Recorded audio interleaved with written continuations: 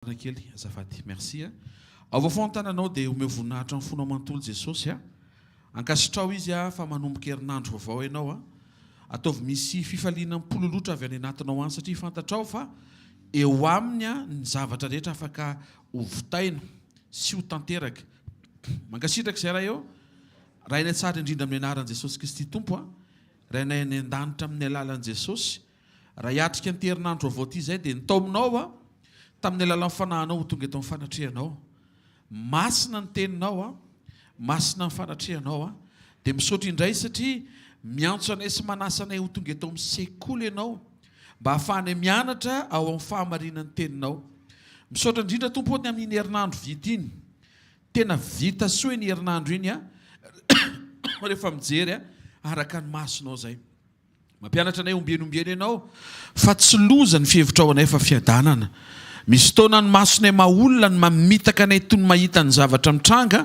ho toy ny faharatsiana tsy hay hovaina fa io masonao zany tompo lalana azo ny voninahitra isehoana sy ahatonga ny asanao hiariary ary zany ny fanantenana indray andro amin'ny maraina satria miatrika anao zay dia misaotra betsaka fa vaovao anay indray ty androany ity vaovao maraina vaovao ny famindrapo tsy misy ifandraisany amin'ireo hoany rehetra ny fanesy vaovao ny fiantranao sy ny fahatsaranao ary ny tsirony androany dia tsy ho hitanay raha tsy miaraka amin'ny fanatrehanao zay saotra raha eo amin'ny anara maheran'i Jesosy Kristy Tompo saotra betsaka ny amin'ny fiaina tokantrano tsiraray avy ny asa mandrara ny momba nay zay natrehana tamin'iny herinandro iny sy zay ho atrehana amin'ity herinandro ity dia isaoranay anao zany amin'ny anaran'i Jesosy Kristy avy any Nazareta amen. Sitsika tiaka mafy tsara ho an'ny tompo mahazo toerana vetivety ary mahazo toerana eo amin'ny fanatrehan'Andriamanitra amen. Anio manoko antsika dia hijery loha hevitra anankiray na mpitondraina ny lohateny hoe manetry tena eo anatrehan'Andriamanitra. Manetry tena eo anatrehan'Andriamanitra. Hijeryntsika ny marika toko faharoa andihy fadimy anomboantsika azy izay inoko fa amaly fanontaniana maro indray ny tompo amin'ity marain'ity ampahery anao ary ampatanjaka anao indrindraindrindra ny antony tsy voatery ho mora ny zavatra trehana sy lalovana fa rehefa entina eo amin'i Jesosy zany dia Jesosy no manamora ny sarotra izay entinao eo aminy ary tsy hoe mihasarotra rehefa manantona ny tompo fa ny tena marina miaratsy zao fiainan'izao dia mila manokatra safidy ny olona hifikitra amin'i Jesosy. Zao voalaza marika toko faharoa ny andininy fadimy amin'ny anaran'ny tompo. Ary Jesosy no nahita ny finoan'ireo dia nanao tamin'ilay marary ny paralisisa hoe anaka voavela ny eloko ao. Voalaza eto fa ny zavatra hitan'i Jesosy dia tsy inona fa ny finoany izy efatra amin'ny rahalahy izay nitondra ny namany malemy paralisisa ary nitady ny fomba rehetra mba hatongavana eo amin'i Jesosy satria ny tantaran'izy efatra amin'ny rahalahy reto dia nentin'le namany nentin'izy efatra amin'ny rahalahy le namany malemy ary rehefa tonga teo amin'le toerana le trano izay nitorian'i Jesosy teny dia ny zavatra nitranga feno iboka feno olona tao anatin'le fahafenoan'le olona dia tsy afaka ny sisika hiditra intsony izy efatra amin'ny rahalahy tondra marary fa tsy maintsy na miandry ny ivelany na misisika ary nahavariana fa rehefa nisisika izy dia tsy ny fisisiany no hitan'i Jesosy fa ny finoany zany hoe tampinoana no ny sisiany izy efatra amin'ny rahalahy nametrahany fa ty namany ty tsy vita raha tsy tonga eo amin'i Jesosy ka raha misy ny sakatsakana tsy hatongavana eo amin'i Jesosy dia tsy maintsy misy ny lalana hatongavana eo amin'i Jesosy. Tena kaikinao matoa zay misy ny sakana hoe dia efa misy zay ny lalana hoe asitehaka mafy tsara ho an'Andriamanitra moa misy principe de base tsy maintsy rahantsika foana amin'ny fanatrehan'Andriamanitra. Io sakatsakana eo amin'ny fiainanao io anomanan'Andriamanitra lalana rehefa tena ao anatinao ny finoana le finoana dia ny fametrahanao fa mivaliny zavatra entinao dia eo amin'i Jesosy. Ny dikan'izay tsy isy ahasakana ny fitondranao ny zavatra entinao tsy ho tonga eo amin'i Jesosy. Ary Andriamanitra dia miarabanao satria misy sakatsakana tsy hatongavana eto. Tena misy foana zany fa matoa ianao tonga eto dia sady nantsoin'Andriamanitra ianao no nitarihany no sitrany ho avy eto izy mpamelatra latabatra manomana ny fahafenona sy ny fahabetsahana ary izary izy zay rehetra tonga eto tsisy mialamainy zany veloma eo anatin'ny fanantenanao miatrika an'i Jesosy ianao misisika ohatrany izy efatra amin'ny rahalahintsika tsy mialamainy zany amin'ny anaran'i Jesosy. Voatahinao andro amaraina amin'ny anaran'i Jesosy. Iantoka ny herinandro ity indray ny fifantohanao sy ny fanomezana ny finoanao. Maro ny olona mihazakazaka amin'ny sasatra fa tsy fantany hoe inona ny antoka ilay fihazakazahany. Andro amaraina omenanao fa ny fahafahanao mandeha mihazakazaka tsy ho sasatra dia ny fametrahanao ny hazakazaka ao melohan'ny fotoana eo anatrehan'Andriamanitra. Teneno akaikinao tena manam-pahendreny ianao io tsy mainka andeha hiasa fa mivavaka aloha. Tsy midika izany hoe fanamelohana an'izay mety efa mandeha miasa noho ny amin'ny ora fidirana na mety noho ny amin'ny tsy fahafahana tonga eto. Tombontsoa be ny fahafahana mametraka ny zavatra rehetra melohan'ny ainga eo am-pelantan'Andriamanitra. Baiboly dia milaza fa ny zavatra hitan'i Jesosy. Ary ny zavatra hitan'i Jesosy dia ny finoany izy efatra amin'ny rahalahy. Ary rehefa hitan'i Jesosy ny finoany izy efatra amin'ny rahalahy dia ny valian'i Jesosy ny finoany izy efatra amin'ny rahalahy. Ny fomba ny sehon'ilay finoana dia ny sisika izy.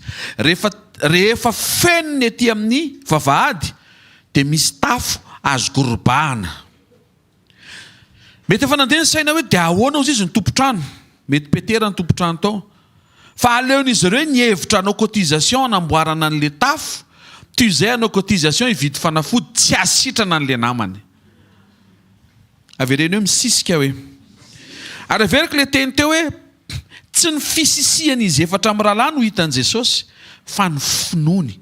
Dikan'izay tsy hoe misisisisim-pontsika fa misisika amin'ny finoana. Satria ny Hébreu 11:6 dia manambara fa tsy misy azahoana sitraka eo anatrehan'Andriamanitra raha tsy amin'ny finoana. Raha tonga eto ianao zany, efa tonga eto moa zany ianao. Fa indraindray mety mbola ny sainao mbola tsy tonga eto dia izay mahatonga mamerina hoe raha tonga eto ianao, mba tiako ianao zany hiantso tsara ny sainao ho eto miaraka aminao. Fa raha tena tonga eto ianao dia tongava miaraka amin'ny finoana. Amen. Jereo tsara ny Baiboly fa izay nanantona an'Andriamanitra dia niala teo niaraka tamin'ny fahafampo, niala teo niaraka tamin'ny fiovana, niala teo niaraka tamin'ny fiadanana, niala teo niaraka tamin'Andriamanitra. Amen. Sitrana ilay lehilahy voavela eloka. Mino fandro amaraina misy fanasitranana voahomana ary omeny tompo ho an'izay manam-pinoana ka misisika tahaka an'izy rehefa hatramin'ny rahalahy voalaza reto. Nitady ny fomba rehetra izy atongavany eo amin'i Jesosy. Dia ahoana fa amin'ny fotoanany amin'ilay olona ny amin'ny valo dia nisisika izy aloha rangaha atao amin'ny sivy. Tena tsisy fre, nisisika izy. Latsinainy heriny dia efa nomany ny fre andehan'ny androany. Avereny hoe misisika hoe. Asan'apôstôly toko fahatelo ny fahinana ambin'ny folo mianaran'i Jesosy. Ary ny anaran'i Jesosy nampatanjaka io lehilahy hitanareo sy fantatrareo io noho ny finoana ny anarany. Eny, ny finoana izay azo amin'ny alalany nazahoany izao fahasitranana tsara eto imasinareo rehetra izao. Amen. Teto Petera ny joro avolombelona fa nahatonga an'ilay lehilahy malemy paralysisy ohatran'ilay teo aloha teo, sitrana. Dia noho ny finoany ny anaran'i Jesosy, ary izay finoany ny anaran'i Jesosy izay, noho ny anaran'i Jesosy ny sehon'ilay fanasitranana. Asan'apôstôly toko efatra ambin'ny folo andiny fahasivy ny anaran'ny tompo. Ary Paoly no nibanjina azy mafy ka nahita fa nanam-pinoana hositraniny io. Teto indray ny zavatra hitan'i Paoly tao anatin'ilay marary ary marary paralysisa malemy tongotra koa ty lehilahy ty. Resaka paralysy foana zany ilay voaresaka eto hatreto. Dia voahitan'i Paoly hoe nanana an'ilay finoana hositraniny izy dia mora taminy no nitsodrano sy nampiapitan'ilay teny mpanasitranana teo amin'ity lehilahy ty dia sitrana izy. Ndreo marika hitako anatin'izao fampidirana azahoantsika ny teny fahamarinana sy ny teny fiainana hiatrena ny herinandro izao dia izao. Olona malemy ary olona paralysé avokoa ny voaresaka fa naneho finoana. Ary ny Baiboly dia milaza fa hita ny finoana izy ireo. Zao zany, ny vatany bloqué fa ny finoana mandeha be. Andro amaraina veloma fanantenanao. mety misy zavatra mihitsika eo amin'ny fiainanao fa miangavy ianao aza vela hitsika ohatran'izay koa fononao. Tsy mampaninina, mety misy tongotra ohatrany tsy hafanao miazakazaka any amin'ilay fanirian'ny fonao. Ny tongotra ao mety mbola bloqué fa te hilaza aminao matoy nomen'Andriamanitra antsika andro amin'ny maraina, izy déblocage andro amin'ny maraina. Izy décodage. Alléluia. Flashena indray ny tongotra ao dia averina vaovao le ohatry ny hatramin'izay ohatry ny raikitra. Hitanareo ny telefona rehefa le miraikitra dia tsy atota amin'ny tany. Tsy izay ny solution fa hoentina any amin'ny mpanamboatra diovina averina vaovao. Dia ny zavatra andro amin'ny maraina ho antsika tsiraray avy dia zao, raha paralysé ny fiainanao aza velo paralysé ohatran'izay koa ny fononao. Veloma ao anatinao fotsiny sokafo ny fonao, sokafo be ohatry ny zazakely miatrika fotsiny krismasy. Ndray mandeha nametraka fantena tamina ankizy kely, inona zavatra mitranga rehefa krismasy dia zao mivaliana, mahazo cadeau zazakely. Diso zany. Mahazo cadeau ny rehetra ao.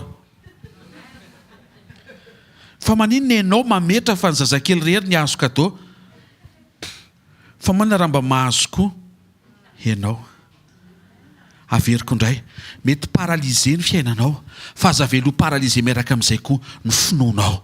Fa reto olo reto tsy afa-mihetsika ny tanana, tsy afa-mihetsika ny tongotra, fa afaka misokatra ny fo, afaka mahita amin'ny maso, afaka miteny ny vava ary afaka mihetsika ny finoana. Mahita fandro amin'ny maraina tonga soa eto amin'ny fanatrehan'Andriamanitra ianao. Hosotranina indray ny marary, hosokafana indray ny lalana, ho ampahirezina indray ny ketraka, ho ampatanjahana indray ny malemilemy sy ny osa rehetra izay mahatsiaro tena hoe reradreraka. Ary mino fa miterina ty satria misy faherezana hita eny amin'ny tarehanao. Zany le hoe hita fa nanam-pinoana hosotranina izy dia izy zavatra hitranga mifanaraka amin'ilay finoana ary mihoatra noho izay satria izy sekirem-bolozan'Andriamanitra rehefa avy eo mihoatra noho io finoana io anao zavatra Andriamanitra eo amin'ny fiainantsika tsiraray avy amin'ny anaran'i Jesosy Kristy avy a Nazareta.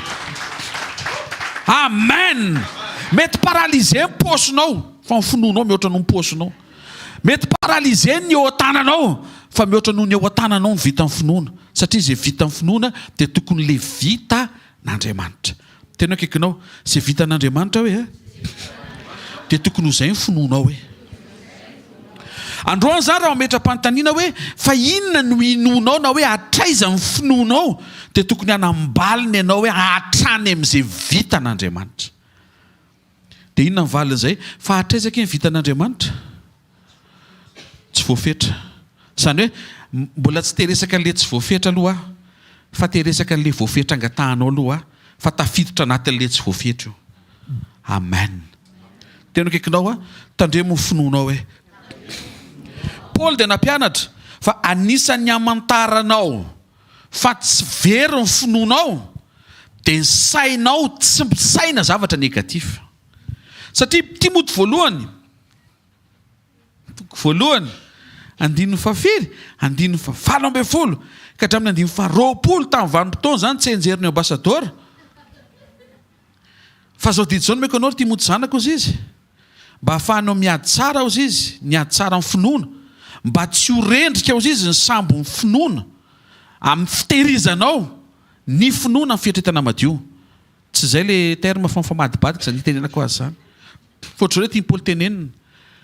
Raha vao misy zavatra negatif tafiditra anatin'ny sainao dia manomboka mifoity ny sambo finoana. Tafiainga ianao fa mavesatra eny an-dalana ary tsy tonga any amin'ny destination satria tsy olona ihany no entiny fa hitondra rano koa izy. Miaino ve tsika? Dia zao zany ny hamantarana hoe mino ny olona anankiray, mino ianao, misy mpinono eo dia olona tsy misaina zavatra negatif. Ka amin'ny alalan'ny teny sy ny fanadiovan'ny teny dia aoka ianao hanana fiatretana madio hiatrika an'ity semaine ity. Mety io amin'ny anaran'i Jesosy. Misokatra io lalana io amin'ny anaran'i Jesosy. Iny le antony ohatry mampiadiady sainanao iny hoeto eo anatrehan'Andriamanitra mba tsy tonga adiny sainao fa ho adin'Andriamanitra. Afaka hitsimbadika ny zavatra rehetra. Fa misy zavatra sain'Andriamanitra ataonao dia minao fa ao anatin'izay zavatra omenao izay dia iseho ny voninahitr'Andriamanitra amin'ny anaran'i Jesosy. Amen. Raha hijeritsika nahita finoana Jesosy teto fa ty misy lehilahy anankiray indray tsy nanam-pinoana izy. Jaona 5 ny 1 ka hatramin'ny 5. Zavatra nafinahitra tamin'izy ireo dia zao, nanetry tena izy nitady an'i Jesosy. Amen. Nanetry tena izy nanantona an'i Jesosy avy any amin'ny toerana narariny izy efatra amin'ny rahalany tondra n'le namany ho eo amin'i Jesosy. Mety lavitra le toerana fa nybataina. Mety tsy mora ny lalana fa tonga izy. Satria zay mila no manantona. Dia izay mahatonga ny isika manantona an'Andriamanitra. Fa ny tena marina hatramin'ny voalohany Andriamanitra mihitsy nefa manantona anao mba ho tanteraka ny fihavananao aminy. Vakiko ny teny amin'ny anaran'i Jesosy. Ary rehefa afaka izany dia nisy andro firavoravoan'i Jiosy ary Jesosy niakatra tany Jerosalema. Ary nisy faria any Jerosalema. Eo akaiky ny vavahadin'ondry izay atao amin'ny teny Hebreo hoe Betesda. Nisy fialofana 5. Ary taony nandriny mararomaro, ny jamba, ny mandringa, ny matila, na ihany koa hoe efa maina na malazo, ary miandry ny fiatsihan'ny rano. Fa nisy anjely nidina tany amin'ny faria indraindray ka nampietsika ny rano. Koa izay iray ny roboka aloha rehefa nietsika ny rano dia sitrana na inona retina nanjo azy. Ohatran'ireny kilalao atao amin'ny fitsangatsanganana ireny zany no tranga teto. Concours izay miroboka aloha ny sitrana.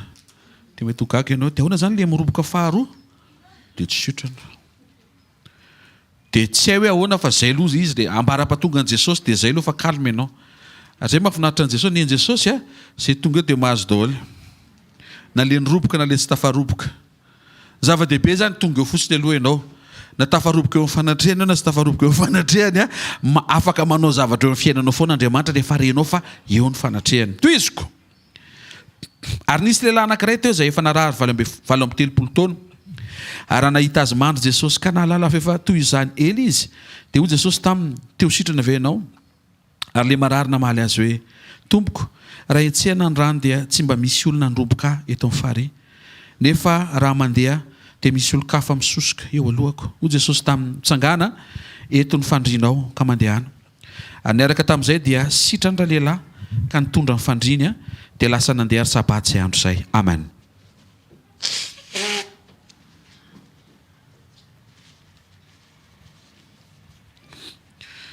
Zavatra voalaza eto anatin'ity teny ity dia izao.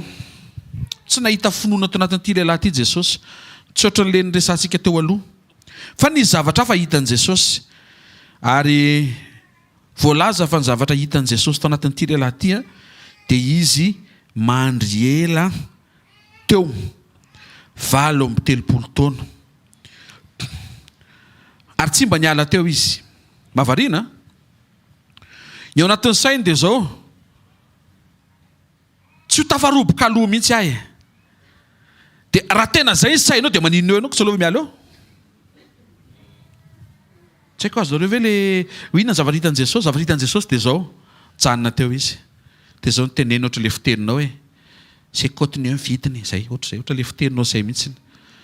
Dia teo fotsiny izy teo dia izao izay misisikisaky n'izay fotoana, isaky ny fotoana mietsika ny rano izay tafasisika dia sitrana toy za zany eto. Efa ela. Zavatra reo marika aloha anatin'ity verset biblika vakitsika ity dia izao aloha.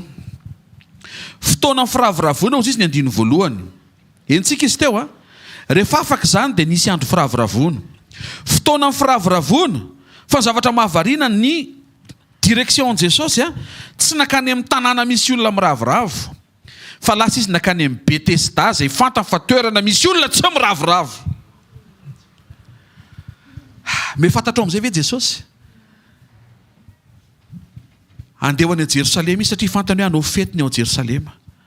Fa eny an-dalana izy misaina hoe misy olona zao ao Betesda tsy mbola manao fety.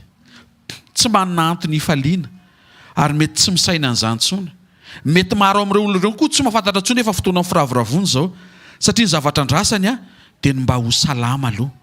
Dia ny mahafinaritra tamin'i Jesosy tsy lasa izy aloha nakany amin'izay efa niravoravo fa nanokana fotoana izy nandeha tao amin'ny sekoly hikarakara an'izay rehetra mety mbola tsy ampy firavoravona amin'ny fiainany ary mino fandroahana maraina fotoana hamenon'Andriamanitra an'izany eo amin'ny fiainan'izay banga an'izany amin'ny anaran'i Jesosy. Ohatran'ny hoe mandeha izany Jesosy dia efa falifaly zany olona hoe ho any Jerosalema dia Jesosy tsy concentré ho any Jerosalema fa anatin'ny fony a misy olona any mbola tsy feno fiadanany sy ny fifaliany, misy olona any hoany mitomany. Inona no azo atao mba hifarana ny ranomason'ireo olona ireo, satria raha mba miravoravo ny jiosy rehetra, reo koa jiosy tokony mba hiravoravo. Dia navilin' Jesosy ny lalana, lasa izy nakany amin'ilay toerana izay feno olona tsy miravoravo. Na tsy ary izay ory miandry ny anjara kasika mba hiravoravo ihany koa ny tompo. Ary rehefa tonga teo izy dia hitantsika ny ao am-pon'i Jesosy. Tonga dia nivantaniny tamin'ny fanontaniana tamin'ity lehilahy ity, ozy izy hoe teo sitrana ve ianao? Ny tompo dia Andriamanitra mahitsy. Jesosy rehefa mametraka fanontaniana dia mila mailo ianao tonga dia mamaly. Mila miala amin'ilay fahazara-piainana maha olona miolakolaka. Satria iny tsy dia tsara iny miolakolaka iny. Ny antony raha miolakolaka eo ianao, azonareo ve? Manana fiainam-pahazarana tonga dia mitsotro, vao mantany Jesosy teo sitrana ve? Dia mba to dia valio.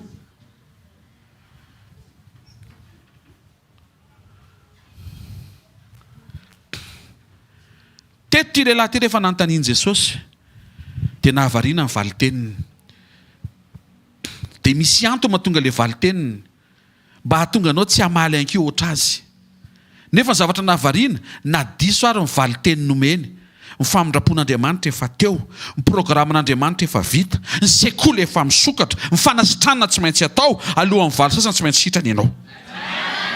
Hitanao prinsipan'Andriamanitra zany rehefa manao programa zany izy mety mametraka fanontaniana aminao izy, fa miala eo izy tsy maintsy misy zavatra miova eo, satria niala tany izy efa nanana programa, misy olona tsy maintsy ho karakaraina eto ary mahita fa ianao tsika tsiraray avy ireo isan'ilay ho karakaraina.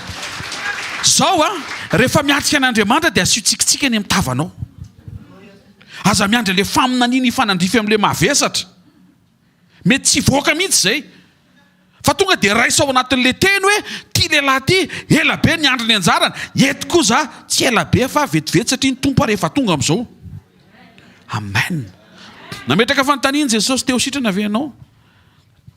Dia namaly izy hoe tompoko, raha etsehana ny rano. Raha ny amin'ny examen zany dia inona ke mivaliny?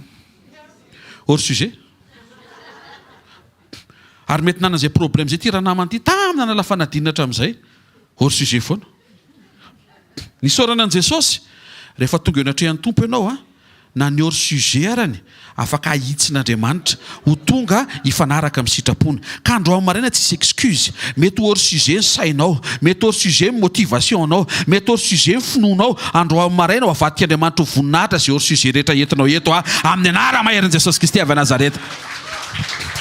Ty le hors sujet, raha etsehana ny rano, tsy mba misy olona mandroboka eto amin'ny farihy, reo olona ireo mihitsy matsiravina, tsy mba misy matsiaro ny marary oatra anahy. Maninona? Manome tsiny ny hafa. Ary raha mandeha koa eny rehefa tsisy anampy koa raha ngalo ataoko rery nefa rehefa ataoko rery le izy. Le teo zany omena tsiny ny mpibata aloha hoe tsy mibata azy. Faharoa, nomeny tsiny koa ny marary mitovy aminy. Hitantsika amin'izany fa ny aretina anazy an'ity lehilahy ty tsy le paralysisa 30 taona, fa aretina mitondra anarana hoe fanomezan-tsinite. Mefara minita mantsy raha voaretina. Tsy haiko na fanomezan-tsinite chronique na aigu. Fa ty lehilahy ty tao anatin'ny favoazany dia tsy mahita intsony ny fijoroana tian'Andriamanitra hijoroany. Nomeny tsiny ny olona salama mibata hoe tsy mibata azy. Nomeny tsiny ny marary mitovy aminy hoe tsy mba mamela azy hiditra. Ary mety tsy voalaza eto fa mieno fa mety efa avy nanome tsiny an'Andriamanitra koa izy hoe maninona ary nataonao narary ohatr' izao. Nefa tsy avy amin'Andriamanitra ilay izy. Zavatra mahafinaritra. Tonga Jesosy ho an'io lehilahy io. Tao anatin'ilay confusion be dia be, tao anatin'ilay fanomezan-tsiny tsy mitondra solution. Teneno akaikinao, ny fanomezan-tsiny hoe tsy manokatra ninninona hoe. Mahatonga ohatr'izao pastera dia nisy asy zay tamin'ny 2008. Teny efa seky hipoaka fa nisy an'iny grevy iny. Grevy efa Alléluia, efa taom-baovao antsika zao 2022. Anao zavatra Andriamanitra. Sanatria ve dia ho tery lalana ve ny tanan'Andriamanitra eo amina programa anankiray nitranga eo amin'ny fiainam-pirenena tsy ahafahany mikarakara anao? Dia mahatsiaro an'i Josefa ny tena hoe nareo izy ny sainan'ilay izy ho ratsy fa ny Andriamanitra namatika an'ilay izy ho soa eo amin'ny fiainako. Dikan'izay ny anisan'ny tian'Andriamanitra hositranandro amin'ny maraina dia aok'izay ny fanomezan-tsiny. Afaka ho arenina ny fiainanao zao maraina izao. Satria ny tanan' Jesosy efa efan'izay. Tsy ny tanan'izay olona mety nampiasain'ny devoly hampalahelo anao, na handratra anao, na hanakana ny dianao.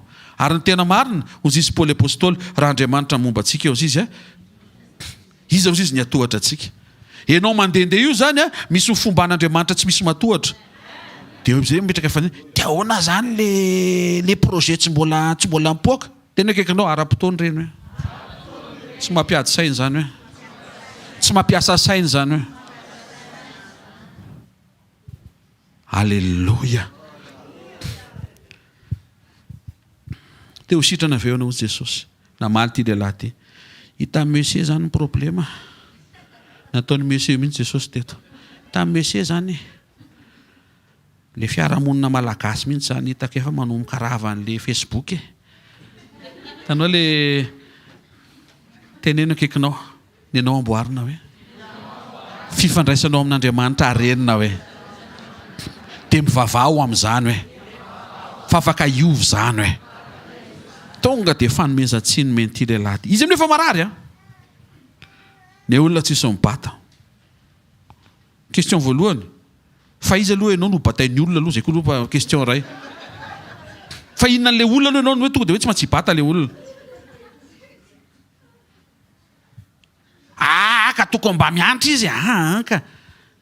Ianao tsy antrana. Fa ianao omen'Andriamanitra fahafenona mba afaka hifanampy amin'ny hafa. Ianao le manampy. Inona ny azonao atao fa tsy inona ny tokony ataon'ny hafa aminao. Ary tsy vitan'izay fa reto samy marary reto mihitsy tsy mba misy solidarité. Ary izy io koa mety nisy fifanarana tamin'ny voalohany hoe atao akitsapaka izay miroboka aloha. Zany hoe rehefa tena nandeha zany le ohatra hoe tany mois de janvier dia sakoroka be le mirobodroboka ao. Satria avy eo le malemy rehetra miroboka ao tsy maintsy avoaka daholo satria efa sady sitrana ny roboka. Iny io tsara. Tena anao fivorina zareo hoe aloha izy ty alaminy. Misy firitsika reto. Dia misy telopolo maninona raha miara miroboka ndray mandeha dia mba vita ny telopolo. Ny problema fotsiny misasasasaka ny volana dia misy marary hafa tonga. Ary le marary hafa tonga tsy mandoa iny ty, tsy mandoa cotisation ny association dia tsy mahafantatra ny taty ny lalàna ao amin'ilay association dia manimba ny fandamina efa misy. Tsy haiko azonareo ve ilay zavatra mitranga. Lasa misisika nefa mba hifanarahana hoe mba izay mba efa ela teo mba vela misisika dia ndao tokoa ny antsika isainy maninona tokoa kera ohatra ke nalaminy. Dia io fa mihetsika numéro 2 dia miroboka sitrana le numéro 2 androany malalaka indray dia miandry an'ilay fihetsehany manaraka dia amin'izay mahazo daholo. Fa teto midina le anjely mivibra le rano dia izay tafaroboka aloha mandray fanasitranana. Ny ambiny tsy mandray. Rehefa tonga Jesosy dia novain'Jesosy anazy rehetra dia nikarakarainy avokoa hasitehaka mafy tsara ao an'Andriamanitra. Ho Jesosy tamin'ity lehilahy ty fa tsy voaresaka sy tsy voasoratra le izy fa teneko anao le conversation nisy entre ny fanahin'i Jesosy ny fanahin'ity lehilahy ty. Aza miankina amin'ny olona, miankina amiko iny Tompo dia hiadana ianao. Amen. Paster eto ambavaka fa misy asa efa 3 taona nampanantena ilay dadatoa. Raha zahay ianao tsy manantena ampaherenao amin'ny anaran'i Jesosy raha zahay ianao tsy manantena ilay dadatoa anao zay tsony fa manantena ianao an'Andriamanitra. Afaka ampiasainy dadatoa anao fa possible afaka ampiasainy dadafara koa izy. Dadafara ilay tsy mahafantatr'olona mihitsy anefa. Tsy haiko azonareo ve izy. Dia zany tsika dia mametra hoe ianona mba miasa ary amin'ny ianona mety iny ny lalany. Disoin'Andriamanitra tonga dia le olona tsy eritreretinao mihitsiny no afaka ampiasain'Andriamanitra tonga sy hatateraka zay anjara tsara tokony ho anao. Dia izay mahatonga amin'ny Paoly manipiresaka hoe mihavana amin'ny olona rehetra fa tsy ampoizinao fa any amin'ilay olona ohatrany tsy tianao ahitany fisandratanao iny ny ataon'Andriamanitra manetry tenenao eny aminy satria apetraka Andriamanitra eny aminy ilay izy.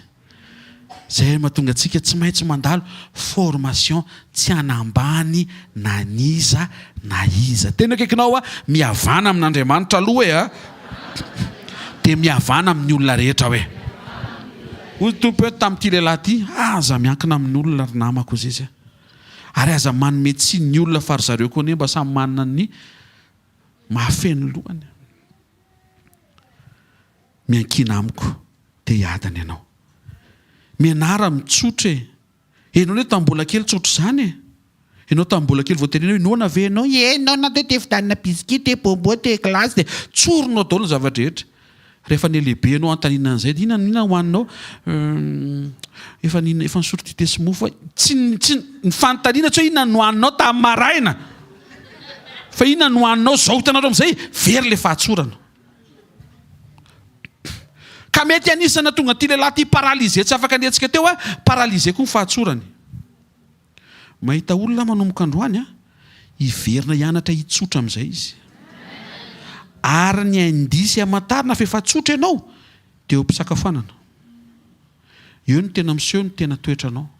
Ka rehefa mpisakafoana ianao ohatra mihafahafa dia mbola misy zavatra tsy afaka ao izany. Ty lehilahy ty tsy haintsony ny tsotra. Mety naratra izy teo amin'ny fiarahamonina fa adino ny fampanasitrana niatrika anazy. Jesosy tsy handratra azy zany. Azo fitehaka mafy tsara ho an'Andriamanitra. Zao sokafo ny ao anatinao fa Jesosy tsy ohatran'ilay olona rehetra efa niona taminao hatramin'izay. Mety misy olona zao eto miteny ao anatin'ny fonao zao rehefa eto mihitsy hoe pastera za aloha ilay miankinankina aman'olona aoka izay. Dia zao mivaliny miankina amin'i Jesosy. Ary aza manendrikendrik'olona koa.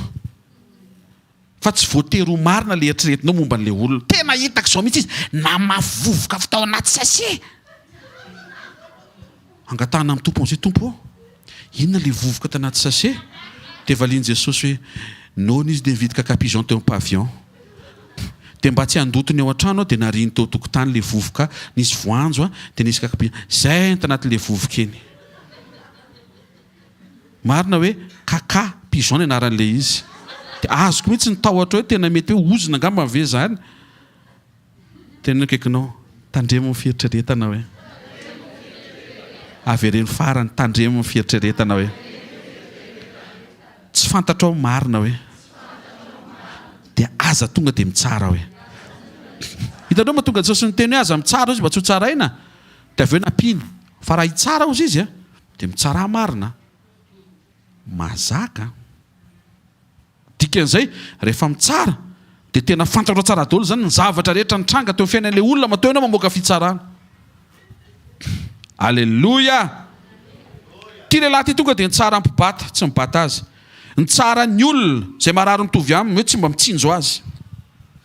Mety efa nitsara an'Andriamanitra koa izy. Fanontaniana petraka taminy dia teo sitrana ve ianao? Fanontaniana ny valiany dia hoe maninona ianao tsy sitrana? Maninona ka ianao misahirana mamaly fanontaniana tsy napetraka?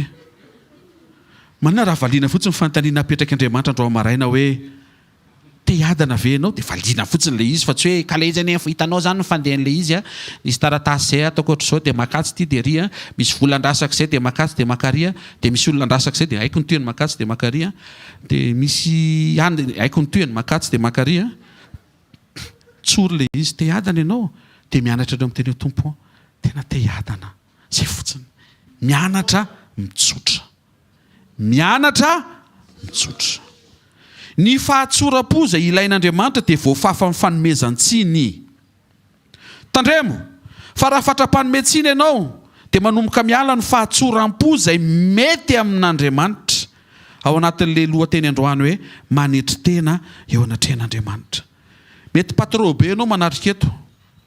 Tena tsy samy tsotra amin'ny mpiasa izay fehezinao. So dia ararotiny. Fa za teteny aminao aleo ianao ararotiny toy izay mpanararotra. Tsisy ankoatra reto ambony tany. Na ianao ararotina na ianao mpanararotra. Za mahitanao io olona morararotina be ianao io.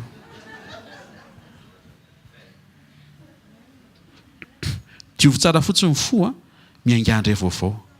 Ninina very tany amin'ny lasa azon'Andriamanitra reniny zany. Fantarana ve ny sosian'Andriamanitra? Sosian'Andriamanitra tsy le vola very, fa ny toepanahin'le mpangalatra sao de very. Tsy le vola fa le olona. Halleluja. Tao amin'ny testamenta taloha dia ho an'olombitsy ny zavatra avy amin'Andriamanitra, raha mareo marikinareo. Moizy rery nanana ny fanahy, Ianna rery ny mpaminany, Ianna rery ny mpanjaka, Ianna rery ny sitrana. Mbola nitohatra eto Betesda, olona anankiray ny sitrana isaky misy fihetsehan'Andriamanitra. Fa rehefa tonga Jesosy tonga dia vaky abalina, na ihany koa hoe popy vaky. Tonga dia misokatra sy mitobaka ho an'ny rehetra.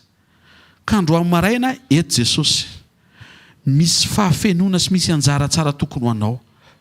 Tsy tian'Andriamanitra ho diso anjara ianao. Amen. Jona toko 5:17 mbola manaitra kokoa ozy izy ny Baiboly amin'ny anaran'i Jesosy hoe fa le sitrana tsy nahalala azy fa niala teo Jesosy satria nisy vahoaka betsaka teo. Ty lehilahy ty tsy nahalala an' Jesosy nefa nosotraniny satria teo ny famindrapony. Ty rangahy ty zany mbola nisisika na dia efa tsy nisy finoana intsony aza. Niaritra teo izy ary tsy nanan-javatra antenaina intsony. Dia hitan'i Jesosy zay fo zay, dia tsy avelan'Andriamanitra ho raraka tany zay fo izay. Le voalohany indrindra na paralysera le vatana, tsy paralysé ny finoana.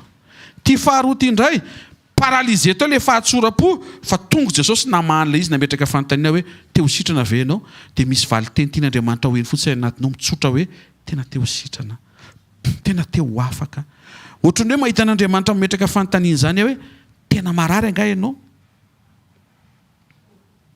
Ohatran'ilay andro marina zao dia hoe tena misy toetra tsy mety anga aminao e. Dia ianao no andrasany hitsotra hoe ye tena misy, fa tsy hoe araka ny tenin'ny pastera dia ohatran'ny misy ony. Zany hoe ianao zany tsy resy lahatra ny am'fisiny le zavatra tokony ho ahitsy ao anatinao dia tsy voahitsy io. Satria tatataty eto ny mpitoro teny eo ovao eo. Ohatra, ianao kizitina io dia to dia ahilika eo rianina zany kizitina, le mpibaty zany kizitina zavatsy za. Aza fampanana voavaly teny zay kizitina. Tsy haiko e. Nefa any aminao ny ciblen'le teny, le fahakizitinanao ao anatinao ciblen'le teny dia tsy tokony hafeninao le izy, fa tokony tsoronao hoe tena Jesosy misy taona efa voafehako le izy, fa misy taona tena mbola rakizia. To dia manampy Andriamanitra. To dia manampy Andriamanitra. Amen. Fa maninona no fanetretena?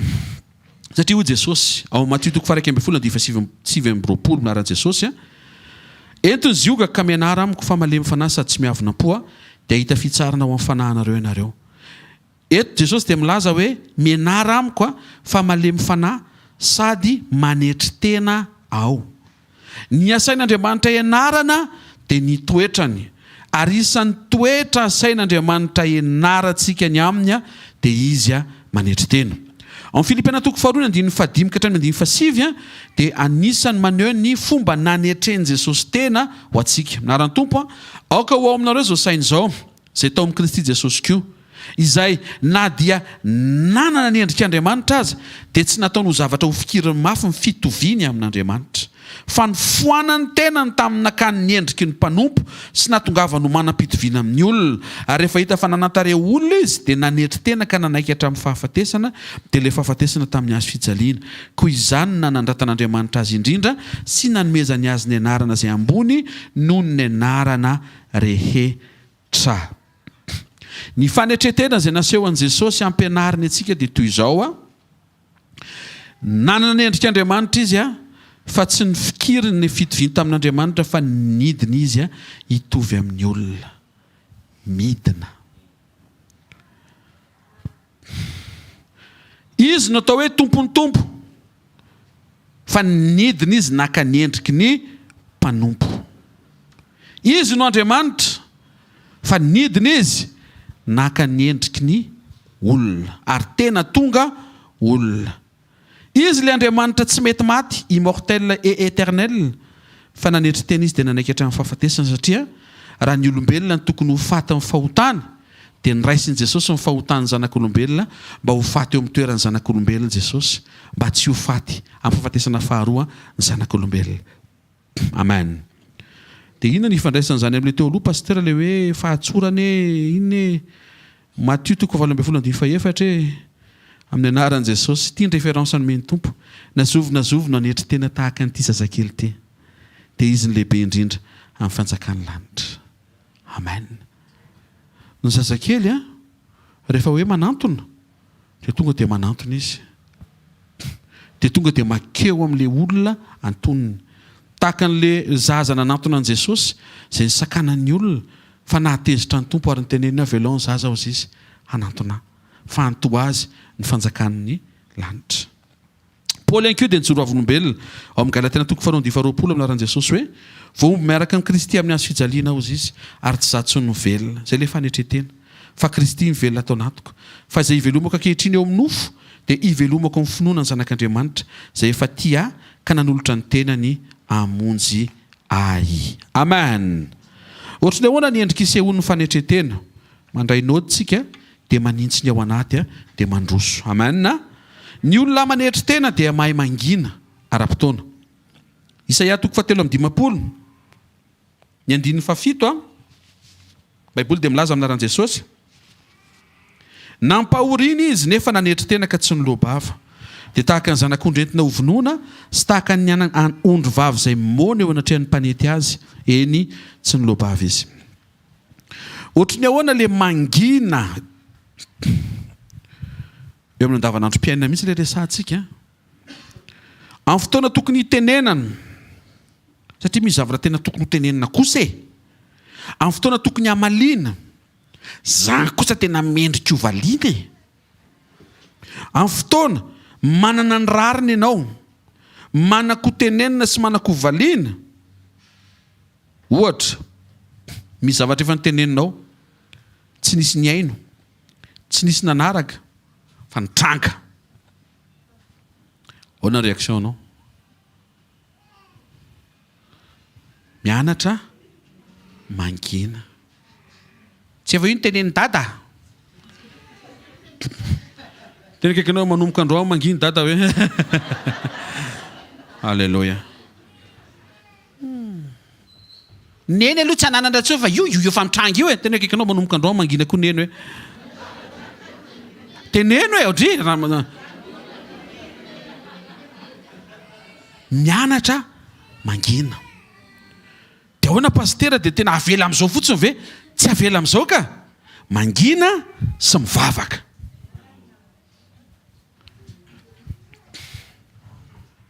Efa fantatsika tsara fa ny taim-bava tsy mampandroso tena marina zany ny reto ianao ve tsy te handroso izao fanontania fahatsora zay dia tsy mamaly te handroso ve ianao ajanony zay taitainy rehetra tsy ilaina. Ny zavatra voalaza eto kosa nefa tsy hoe ianao diso indray ny mangina dia hoe manetry tena ianao zany tokony mifony ianao rehefa diso aloha fa ny tena voalaza eto le ianao tsy nanao fahadisoana mihitsy nefa tenitenenina fa mbola mangina zay le isan'ny fanetretena voalaza eto satria Jesosy tsy nanota nefa nitenitenen'ny Pilato sy ry Kaifa sy mpisorona be nendrikendrena tamin'ny tsirariny eo fa nangina izy. Mahatsiaro an'i Josefa ary ainoko fa zany isan'ny tiavan'Andriamanitra an'i Josefa. Josefa koa nendrikendrehana hoe nanolana ny vadin'i Potifara fa tsy nisy commentaire mihitsy. Tsy niteny Josefa hoe sy teste na ADN na fa zay tsy manaiky an'izany droit de l'homme ay tonga avy amin'ny Potifara nametraka fitokisana taminao izy fa tena diso fanantenana tsy namaly Josefa jereny Josefa tamin'ny masony tsara fotsiny Potifara ozy Josefa tao anatin'ny saina mijaly ty lehilahy teo tokantrano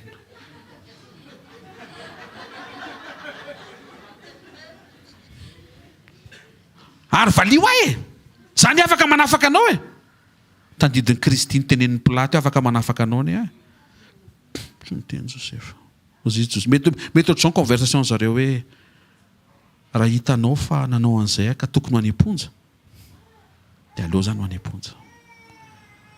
Manomboka mangiritsana amin'izay ny lamosiny Potifara. Ohatry ny innocent ihany anety izy Joseph ty. Azonareo ve? Fa tsy ny lobavy izy, tsy nanamarteny izy. Ny olona manetry tena araka voalaza amin'ny boky Isaia dia toy ny olona mona.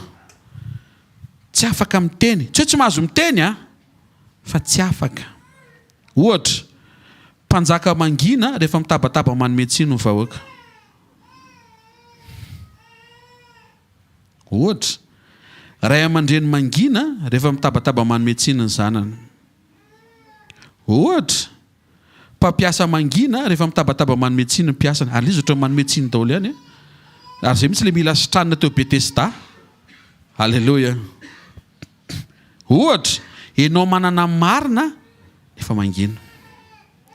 Mangina anaty tsirarany. Mety eo amin'ny fandraharany zany, na mety eo fifandraisana eo amin'ny fiarahamonina sy ny fianakaviana. Fa ny réaction anao mihitsy ny tian'Andriamanitra ho maro toerana, mametraka ny adinao eo tanin'Andriamanitra ianao, dia mangina am-pahatokina. Satria fantatrao fa velona mpanavitra anao. Ary hitsangana izy any aparany hanandratra anao avy eo amin'ny vovoka. Sy tehaka mafy tsara ho an'ny tompo. Anisan'ny hamaritana ny fanetretena ihany dia ny fandeferana, mandefitra. Korintiana 2:7 Paolo milaza amin'ny anaran'i Jesosy hoe mandefitra ny zavatra rehetra. Petera 2:7 kosa dia manamarina hoe minaran'ny tompo fa izao no ankasitrahana. Raha misy olona mitondra lahelo ka mandefitra ny tsy marina noho ny fiatretana ny amin'Andriamanitra. Misy clé ngezabe eto noho ny amin'Andriamanitra no anginanao sy andeferanao. Mazava zany 20 fa inona ny laza raha tahiny kapohana noho ny fahadisoninareo ka mandefitra amin'izany. Fa raha tahiny manao sokosonareo ka mitondra fahoriana sy mandefitra dia izany ny sitrak'Andriamanitra. Kolosiana 3:13 mifandefera ka mifamela heloka ianareo. Raha misy manana lahelo amin'ny sasany tahaka namelan'ny tompony helokareo no aoka mba hamelanareo heloka kosa. Amen. Ny voalaza eto dia manao soa sady mandefitra. Zany hoe ny deseran'ny fanaovan-tsoa zany dia fandeferana. Tsy ampy zany raha tsara fanahy ianao, fa mila sady tsara fanahy no miomana andefitra ao aoriana le fahatsara-panahy eo, satria misy olona mety tsy handray le fahatsara-panahy. Fa tsy hoe za efa tsara fanahy dia mbola zany koa ny ataonareo. Tena kaikinao sady tsara fanahy eny foana hoe tsara fanahy tsy mety ratsy fanahy hoe ny be fandeferana hoe. Ary misy olona mety efa remarque an'izay, iny aza atao an'izany, tena tsy maninona. Ny antony ao anatin'ny fisehoan'le fahatsara-panahy voazahatoetra avy ao anatinao tsy ny olona manararoatra anao iny no amaly fitianao, fa Andriamanitra ao mangingina mahita ny fijoroanao, mahita ny fiaretanao sy mahita ny zavatra avoakanao. Toetr'izao ilay izy. Izay manonona ny anaran'ny tompo aoka izy hiala amin'ny ratsy. Haintsika izay lesona izay. Ao amin'ny Petera 2:1 anaran'i Jesosy, ary aoka izy hiala amin'ny ratsy ka anao soa. Tsy mety zany raha miala amin'ny ratsy dia mijanona fotsiny, fa tonga dia soloina fahatsara-panahy. Dia tonga dia misy toyany eo. Boreto mahazavatra be ny antsika. Miala amin'ny ratsy avy ireny miala amin'ny ratsy. Dia manao tsara fanahy. Dia miomana andefitra. Averina, isa 2 miala amin'ny ratsy, manao tsara fanahy, dia miomana andefitra. Zany hoe tsy afaka anao tsara fanahy aloha ianao raha tsy efa miala amin'ny ratsy aloha. Ary rehefa tafiala amin'ny ratsy ianao dia asain'Andriamanitra manao ny soa, manao tsara, mba ho solon'le faharatsiam-piainana na faharatsiam-panahy ny ainanao teo. Ao anatin'le mamoaka an'le fahatsara-panahy isan'andro tsy mahazo mijanona intsony, dia asain'Andriamanitra miomana ianao andefitra. Satria possible ianao zany mba efa miomana vao maraina hoe andro any zay olona miona amiko rehetra dia omeko fahatsara-panahy daholo. Dia any koa misy olona miomana zay olona miona amiko rehetra omeko paquet daholo. dia mihoana ianao manome fahatsara-panahy azy sy izy tianome pakehanao dia efa mampiman'Andriamanitra omeo foana le fahatsara-panahy mba tsy ho very le fahatsara-panahy naseho anao dia miomana andefitra na dia nanao ny tsara azy ianao ka tsy nivaliany olona ho tsara le nataonao. Tena kaikinao miala amin'ny ratsy hoe manao tsara fanahy hoe dia miomana ny andefitra hoe amen. Ao anatin'ny fanetretena inkoa ny fidinantsika manompo. Matio 20:20 20:27 dia manambara aminaran'i Jesosy hoe ary izay te ho ambony indrindra aminareo dia ho mpanompo nareo. Ny lehibe no midina manompo. O Jesosy ny sefo dia izay midina ho mpanompo ny rehetra. Izay mihitsy ny tenen'ny diketeny fototra. Halleluja. Ao anatin'ny manompo inkoa ny mifanompo. Petera 1:5 aminaran'i Jesosy. Misy kina fanetretena nareo ka mifanompo fa Andriamanitra manoatra miavinavina fa manome fahasoavana manetry tena. Romanina 15:2 aoka isika rehetra samy hitady izay hahafaly ny namantsika amin'izay hahasoa sy hampandroso azy. Amen. Tanareo misy zavatra ohatry hoe misy fomba fitondram-piainana mihitsy zany tian'Andriamanitra hanana antsika zanany tsy mitovy amin'ny fanaon'izao tontolo izao. Dia jereo tsara izy efatra amin'ny rahalahy mibatan'le namany tsy ny sainany azy izy fa ny sainany ity lehilahy namany ity dia nentiny teo amin'i Jesosy le malemy. Izy efatra amin'ny rahalahy tsy malemy ary izy efatra amin'ny rahalahy tsy voalaza hoe nitondra vavaka akoatran'io koa.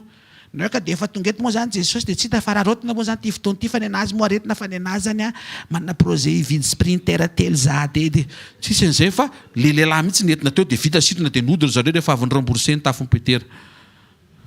Mino fa mety tsy navelona Petera tsisy miala eto zany fa mividy n'io tafo io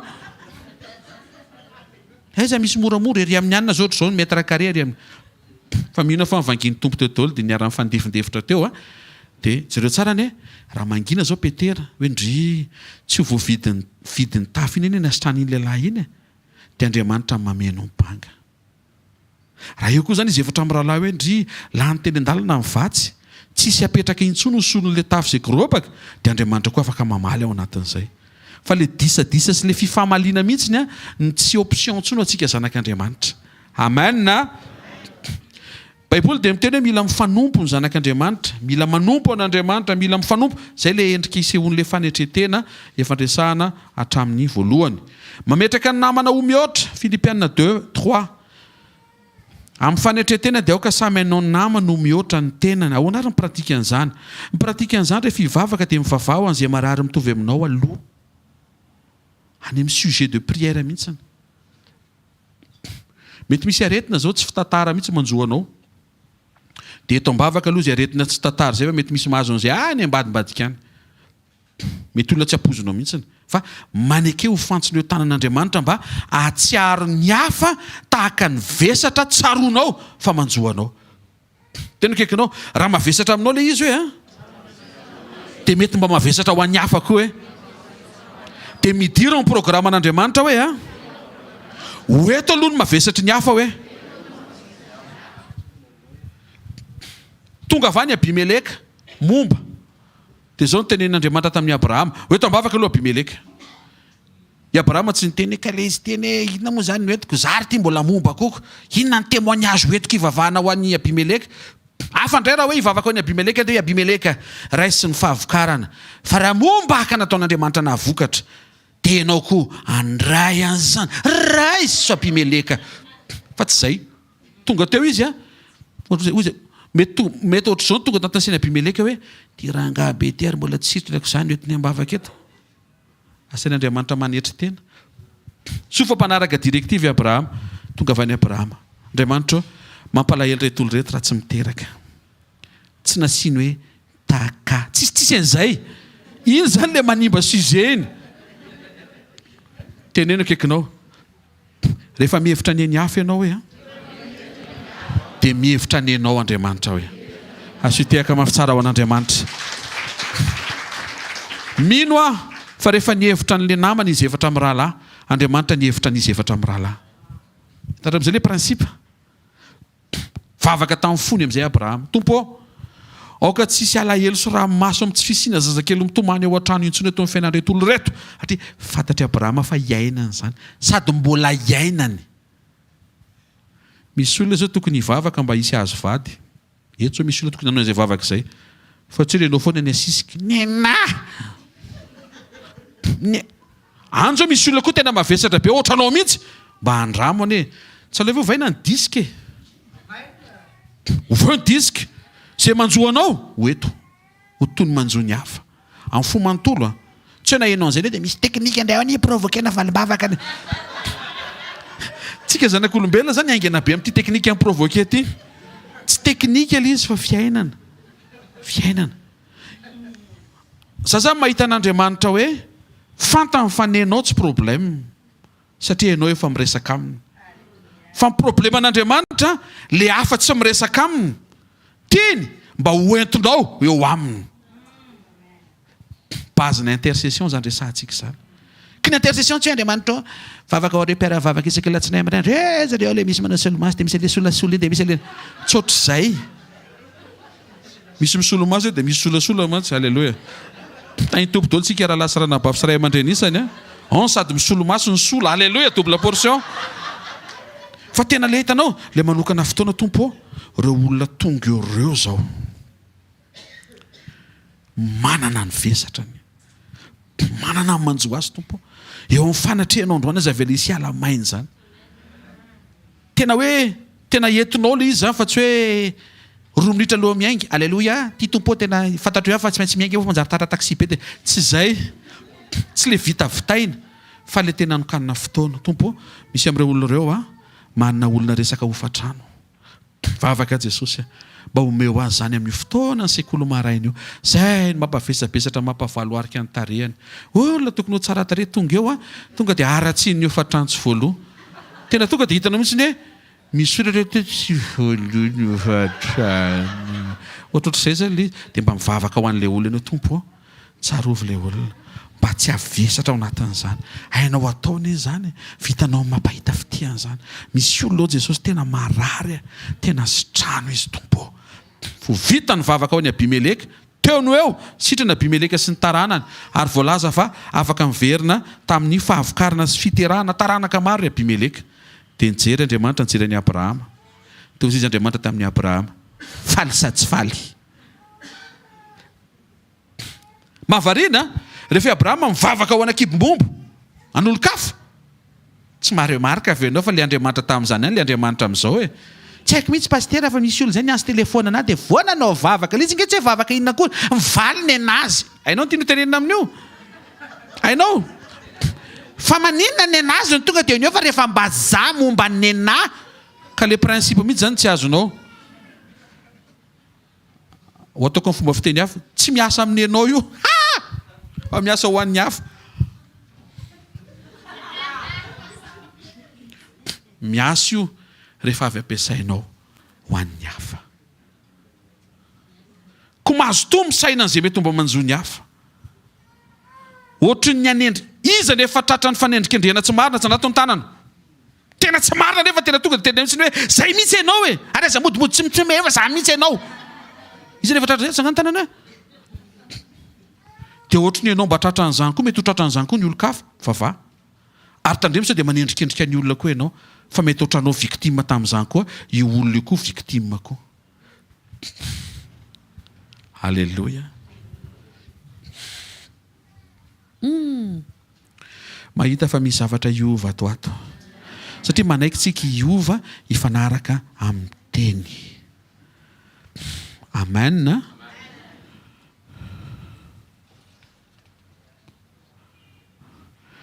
amarana ko azy ny fomba ivoan'ny fanetretena efa napetraka Andriamanitra ao anatintsika ny fanetretena satria toetra an'Andriamanitra io efa ao io tena kekinao aza miady saina any amin'ilay izy aloha hoe fa efa ao le fanetretena hoe fa anampy anao Andriamanitra hoe mba aizanao mamoaka an'ilay izy hoe tia ny zavatra hitako aloha minaran'i Jesosy dia Deutéronomie 8:2-3 minaran'ny tompo ary tsarovo ny lalina rehetra izay nitondran'i Jehovah Andriamanitra ao anao tany amin'ny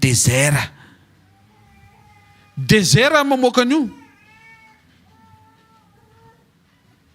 fa maninona tany amin'ny désert 7 taona zao ampanetry tena anao.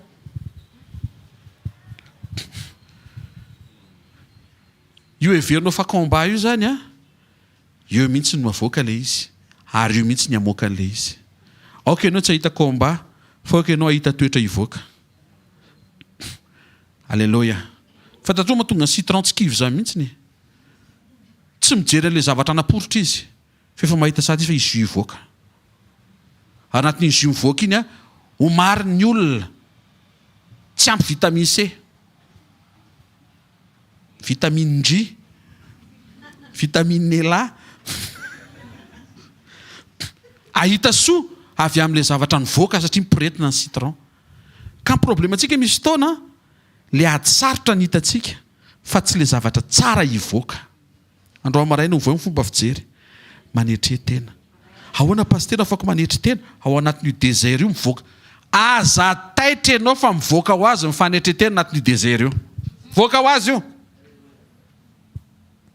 Ianao le tena ny ambony be le tsy azo resahana iny, vao mandalo désert kely lasa azo resahana be. Telefony zany vetivety dia raisy, le SMS eo dia mivaly. MP zany mbola tsy antaniny efa tonga mivaliny. Afaka ny avinavina. Satria mandalo désert. Ny antony, ianao tia milelalelo io, alefa any amin'ny désert. Ndana lelalelao mivatsy sy mifasika sy dia isy fotoana tonga saina hoe ary manina ry any lelalela. Tena akaikinao, misy fotoana ilaina ny désert hoe apatonga saina hoe.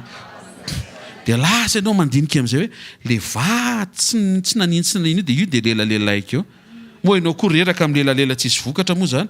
Dia tanareo amboarin'Andriamanitra anatin'ilay situation toetranao. Ny objectif tsy ampijaly ianao fa hamoaka an'ilay zavatra tsara efa ao anatinao. Pasteur eto ambavaka eto nambavaka fa tamin'ilay remaniement farany iny dia nahazo directeur vaovao zay ministère masiaka zany. Tena akaikinao désert zany hoe. Ianao zao rehefa mahita sakay dia sika ny hitanao. Fa zany hitako vilanilany. Samy hafa ne zany fijeritsika zany. Nenao le sika, ay sika, ay mananina ny lela. Zay ny hitanao, ny nandra ny hitako dia zao, zay tonga eo, vita. Aleo ny fifaranty taony ity. Amoaka zavatra avy ao anatinao Andriamanitra. Ao anatin'io lalana ohatrany tsy tianao io. I zavatra isaoranao an'Andriamanitra tompo, raha tsy nandalo an'iny tsy nafantatra hoe nisy an'ity toetra tika etao, ary toetra io ke sady nahasalama, no mampety manodidina, no mahasoa no maro. Amen. Misy fotoantsika ane rehefa tsy mahafantatra ny tokony atao zany atsika tena very ane. Tena very. Fa rehefa hidin'Andriamanitra tole amin'izay ny lalana dia manomboka hitanao amin'izay hoe tsy miankina aminao le izy, fa izy ny afaka hanokatra ny zavatra rehetra ho anao. Mety mahay be ianao fa aza miankina amin'ny fahaizanao. Mety tsara tarehy be ianao fa aza miankina amin'ny fahatsaratarehanao. Mety manana kibo ianao fa aza miangavy ianao aza miankina amin'ny angezan-kibonao io. Alléluia. Mety manana asa ianao aza miankina amin'izay. Mety mahafantatra olona ianao aza miankina amin'izay. Zay le tenen'i Jesosy aza miankina amin'ilay olona hoe mibata le samy marary, aza miankina amin'izaniza fa atodiany amin'Andriamanitra mihitsy ny masonao fa izy rery no afaka moka anao avy ao anatin'ny situation misy anao io androany. Tandrao, aleon'Andriamanitra ohatra miara mitomany aminao anatin'ny lalatsarotra vetivety mba hiara hifaly mandrakizay nareo mianaka rahatr'izay. Satria raha vao tsy lalana io dia tsy fantatrao tsony mihitsy ny tokony ataonao vis-à-vis an'Andriamanitra. Misy fotoana mety sanatria avan'izany manadino an'Andriamanitra namoaka anao indray ianao. Dia izay mahatonga an'Andriamanitra mampianatra tsara hoe inona ny hitanao ty amin'ny désert Abraham? Tsy mahita ninninona. Zanga tsy hitanao. Eny enao. Zay aloha amin'ny voalohany. Avy eo amin'izay tena sofa eo enao. Avy eo amin'izay tsy mampaninona tsony hijanona ry ty ary zasy enao. Ny zava-dehibe amiko tsy toerana tsony fa enao miaraka amiko. Toy Andriamanitra hoe tapitra ny examen, vita ny contrôle, miravina ny révision, omena ny diplôme. Tafavoaka ianao. Omeo izay ilain'Andriamanitra ny aminao. Ozy izy ny Baiboly, sao izy ny ilain'Andriamanitra ny aminao, ny anaraka azy amin'ny fanetry tena. Manasanao hitsangana. Ame voninahitra ny tompo amin'ny vavaka tsika amin'ny fankasitrahana. Saotra ray amin'ny anaran'i Jesosy Kristy avy Nazareta. Menao anay androany toky tahaka an'ilay lehilahy zay paralysé na tamin'ny andronao Jesosy na tamin'ny Paoly na tamin'ny Petera. Fa finoana izy ireo tsy paralysé ary zany nisy resaka sotrananao. Mety ho voafetra zay fa mifonay ho anao Jesosy. Tena sokafanay amin'ny etaeta sy faniriam-piombonana. Tsy ho tafasaraka aminao mandrakizay. Tahaka an'ilay lehilahy zay natongavana tao Betesda satria tsy zakanao misy olona tsy miravoravo amin'ny fotoam-piravoravoany rehetra. Mianatra zay hitsotra eo anatrehanao. Hiala amin'ity fiankinana manolona ity ka hanome tsiny zay olona mety tsy manampy any ara-potoana. Fa hianatra hiankina aminao ary ametraka ny fotoana sy ny fandaminana. Eo am-pelatananao ilay mahay mitantana sy mitondra amin'ny fiainanay. Mihoatra no kajikajy maha-olona mampahory anay. Saotra ray amin'ny anara-maherin' Jesosy. Ampianarinao zay anetry tena. Ary androany dia nampatsiahivinao fa ny lalana ahafahan'ilay toetra tsara rehetra mivoaka ho azy dia ny fandalovana désert miaraka aminao. Saotra indray ny amin'ny androany maraina. Satria misy olona tonga eto mety tsy mahafantatra an'izany izy. Fa raha fantany marina ary nampahafantarinao azy ny fahamarina androany dia marina no nafaka azy tsy ho andevo. Saotra tompony amin'ny fanasitranana mitranga ao anatin'ny teny. Saotra ny amin'ny fanafahana. Saotra Jesosy ny amin'ny fahasambarana averinao. Ny fiadananao voatahiry ao anatin'ny tsiraray avy. Ary ny fifaliana tsy very rehefa makivaky ny tontolo andro sy ny herinandro indray izay menakavy kely. Etiko tena trehanao ny fiainam-pahasalaman'ny tsiraray avy izay tonga eto. Eo amin'izay manjo azy Jesosy dia tsarovy noho ny amin'ny rahanao izay latsaka ho famelan-keloka ho anay, noho ny amin'ny diakapoka izay niaretanao. Manonona amin'ny anaran'i Jesosy Kristy avy Nazareta. Jesosy nanasitrana an'ireo olona malemy rehetra tanatin'ny Baiboly nivakitsika teo, manatrika anao koa androany. Ninona paralysy mahazo ny fiainanao, ohatry misy zavatra bloqué zany, mety ho vatana, mety ho ampahany amin'ny vatanao, mety ho fiainanao, ampahany amin'ny fiainanao, androany maraina no hanononako afaka ianao amin'ny anaran'i Jesosy. Zay bloqué hatramin'izay tahaka an'ireo lehilahy, ireo olona zay nalemy bataina vao afaka mikisaka, avadika Andriamanitra zany afaka hitondra ny fandrianao ianao andeha. Zay tsy vitanao hatramin'izay lasa ho vitanao no mamerina izany amin'ny anaran'i Jesosy Kristy avy Nazareta. Manonona ihany koa ny fiverenan'ny fahatsoram-po ao anatinao. Mety efa nandroso ianao miaraka amin'Andriamanitra dia mitady ho very ilay fahatsoran-jaza izay tian'Andriamanitra iarahana aminao. Mahita amin'ny anaran'i Jesosy Kristy tompo fa olo mifanetretena ianao eo. Mahay mangina ara-potoana mba ahafahan'Andriamanitra miadinao. Amin'ny anara-maherin' Jesosy Kristy velona masa sy manan-kely avy Nazareta. Mandehana dia mifalia amin'izay ataon'Andriamanitra amin'ny fiainanao. Aza faritana, aza mampita, aza mitsiriritra izay mitrango eo amin'ny fiainan'ny hafa. Ilay Andriamanitra nanao teo amin'ny fiainan'ny hafa no miteny aminao androany fa tsy very ny anjaranao. Tsy raraka ary tsy hoe nisy naka fa voatahiry voaomanao amin'ny fotoana mahamety ary androany manokana dia hisy hovitsorana ho tonga eny tananao amin'ny anaran'i Jesosy Kristy avy Nazareta. Tononona ny fiainam-panasy ny fiainam-bavaka tena hifikitra amin'Andriamanitra, hiankina amin'Andriamanitra amin'ny anaran'i Jesosy Kristy tompo amen. Tehaka mafintsika ho an'i Jesosy mahazo toerana vetivety dia hanao fanatintsika voninahitry ny tompo. Alleluia. Raha pitsy toy izao dia mbola manana sekoly indray tsika eto ampatsiahivina foana zany sekoly famahana olana dia amin'ny laribia sekoly tokantrano zoma sabotsy araka ny tenin'ny pasteur marina fa misy croisade analavorintsika samedi dimanche efa lasa ny ekipa efa mipetaka ny afisy tehaka mafintsika ho an'i Jesosy aloha efa mandeha ny campagne radio efa hanomboka tamtam ny androany dia mino fa isa miompo amin'izany zasenao raha tena tsy afaka ianao dia asio vavaka raha misy azonao atao ihany koa mety anja mety misy chorale kely mety tsy manana frais efa mba mangatangata maso izy mba handeny efa tena tsy afa manoatra mety enao ny tanana azon'Andriamanitra ampiasaina ho amin'izany dia misy ambassadeur koa miteny amiko hoe tsy misy ambassadeur kely koa ny aony mety manana an'izay koa fa fola izy fa tsy antery sao dia hoe pression be ny zareo fa zany foana tsy zany foana hatreo ny eto fa tsy zany foana. Alleluia. Dia araka ny mahakaiky an'io dia misy fotoana ny saintisaina sabotsy ho an'izay tena tsy afaka anatrika ny fotoana any dia manao fandraisana eo isika ho voninahitry ny tompo. Tain'i Jesosy amen. Ataontsika hisaotra ny tompo ary eo mpitsanganana dia handray tsotra misaotra ray amin'ny anaran'i Jesosy ny amin'ny teny sy fotoana ny fanatrehanao misaotra ny amin'ny fivoriana Misaotra betsaka ny amin'ny zavatra ataonao eo anivonay. Misaotra indray ny amin'ny fanasitrana sy fanafana avy amin'ny teny. Misaotra ny amin'ny valim-bavaka sy ny fidiranao an-tsehatra. Misaotra ny amin'ny fahagagana ho ataonao sy efa ataonao. Misaotra ny amin'ny zavatra ataonao eto sy ataonao any ambadimbadika any, any amin'ny tokantrano ny asa sy ny fianarany ankizy. Omeny voninahitra mandrakizay ny anaranao. Minaran'i Jesosy amen. Tononona minaran'i Jesosy Kristy Tompo fa voatahiry ianao. Ho arovana tsy anatsiny hatramin'ny fiavian'ny Tompo ny fanahinao, ny ainao sy ny tenanao. Ny anaran'i Jesosy Kristy avy Nazareta. Amen. Zareo no fahasoavana fa ny fahasoavan'Andriamanitra no matoy izao ary ny fahasoavan'Andriamanitra matoy izao anareo. Amen. Misy vaovao vetetika ampitaina ho am-piaramanompo fa misy mpiaramanompo amintsika niarana voina dia resaka kely vetetika 2 minitra vetetika dia mandeha anao vetetika fotsiny.